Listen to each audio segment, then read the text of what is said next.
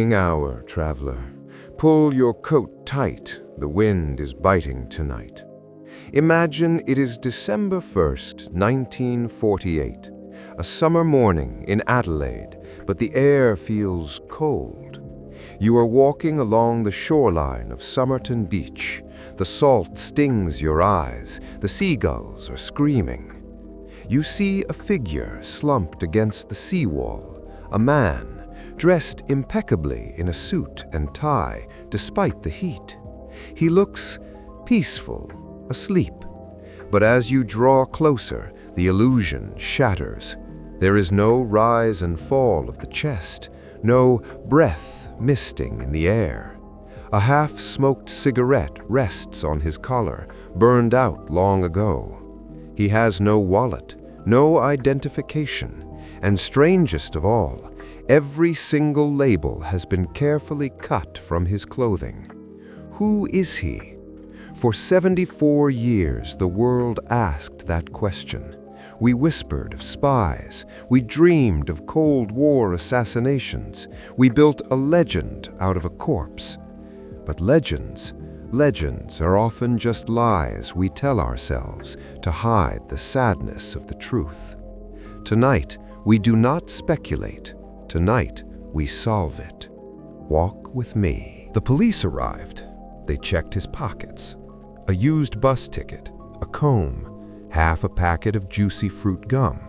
Ordinary items, the detritus of a living man, yet nothing to say who he was. They took his fingerprints. They sent them across the British Empire, to the FBI in America, to Scotland Yard. Nothing.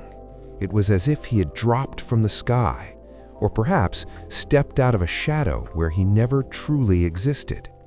The coroner looked at his body. His spleen was enlarged, his stomach filled with blood.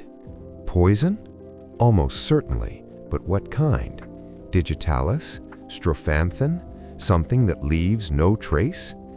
And then, months later, they found the secret pocket, sewn inside the waistband of his trousers, a tiny rolled-up scrap of paper, 2 words, Persian, Tamam Shud.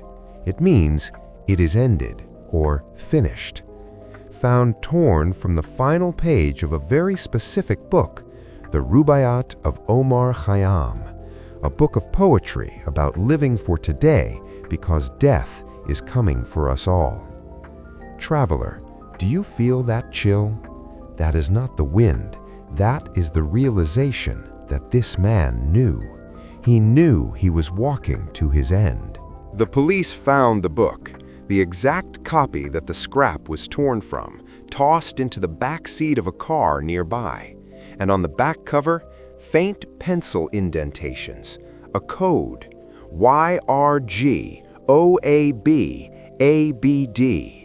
Intelligence agencies cracked their knuckles.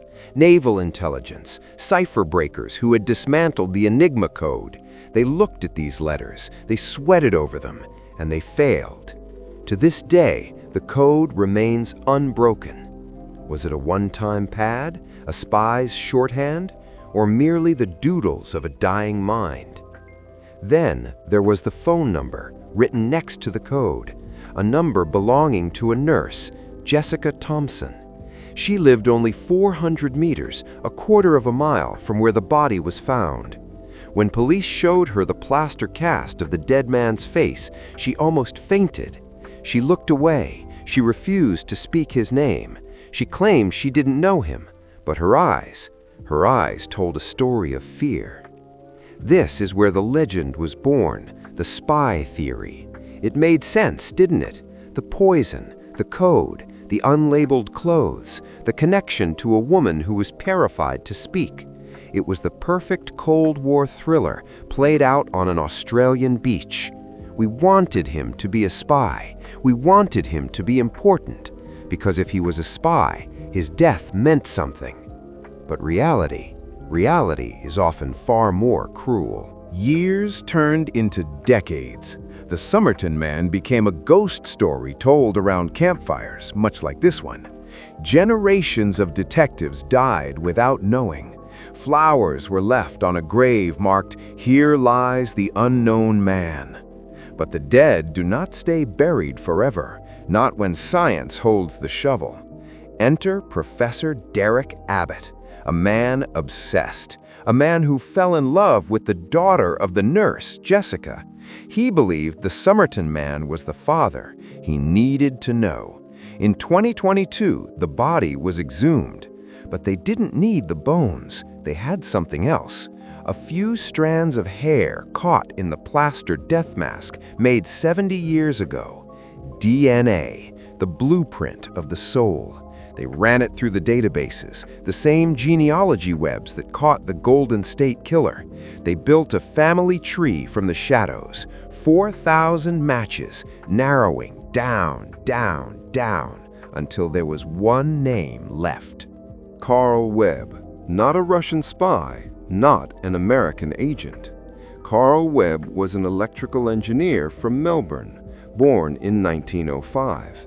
Traveler, listen closely. This is where the glamour of the mystery dies and the tragedy of the human condition begins. Carl was the youngest of 6. He loved poetry, he loved betting on horses, and he was a man whose life was falling apart. He wasn't running from the KGB, he was running from a broken marriage. His wife, Dorothy, had left him. She had moved to South Australia. He was depressed, moody, possessive. And that code, the mysterious letters, WRGOABAD, it wasn't a cipher for a nuclear launch. It is now believed to be the initial letters of horse names, a betting system, or perhaps lines of a poem he was trying to write for the wife who no longer loved him. Tamam Shud. It is ended. He didn't travel to Adelaide to pass secrets. He likely traveled there to find her, to beg, to plead, to say goodbye. We will never know the final conversation, but we know he didn't find peace. Picture Carl now, not as a super spy, but as a heartbroken man in a suit that was too warm for the summer. He arrives in Adelaide. He buys a train ticket, but he misses the train. Or maybe he just decides not to go. He buys a bus ticket to St. Leonard's. He gets off at Somerton. Why there? Perhaps he just wanted to see the ocean.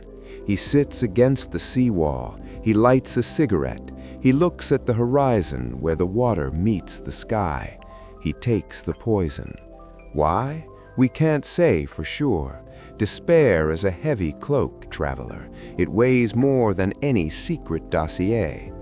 As the sun began to set, casting long shadows over the sand, Carl Webb drifted away. The keen on his tie, it wasn't a code, it was a hand-me-down from his brother-in-law. The lack of labels likely cut off to prevent his family from the shame of a suicide, which was illegal and scandalous at the time. He tried to erase himself, and in doing so, he accidentally became immortal. There is a profound sadness in this resolution. For 74 years, we projected our fantasies onto Carl Webb. We made him exciting, we made him dangerous, but he was just a man who was hurting. In our search for a thriller, we ignored the tragedy of a lonely death. This is the danger of the mystery, traveler. It dehumanizes. It turns a corpse into a puzzle box. Now that we know his name, the spy novel evaporates, and what is left is a grave in Adelaide that finally has a name. His family, his nieces and nephews, they didn't know. They thought he had just drifted away. Now they know he died alone, staring at the sea, with a poem in his pocket about the end of all things. Is it better to be a legend with no name, or a man with a broken heart? The Somerton Man is no more. Carl Webb rests. The mystery is solved, but the feeling remains. because there are other bodies on other beaches, other suitcases in attics, other codes etched into walls. We seek answers to control the chaos of the dark, but sometimes the answer is simply that life is fragile and love is cruel. Next time you see a stranger sitting alone, looking out at the water, wonder, are they a spy or are they just waiting for the end? Thank you for sitting by the fire with me tonight. If you seek more truths from the shadows, you know where to find the subscribe button. Do not let the algorithm hide us. And remember, stay in the light.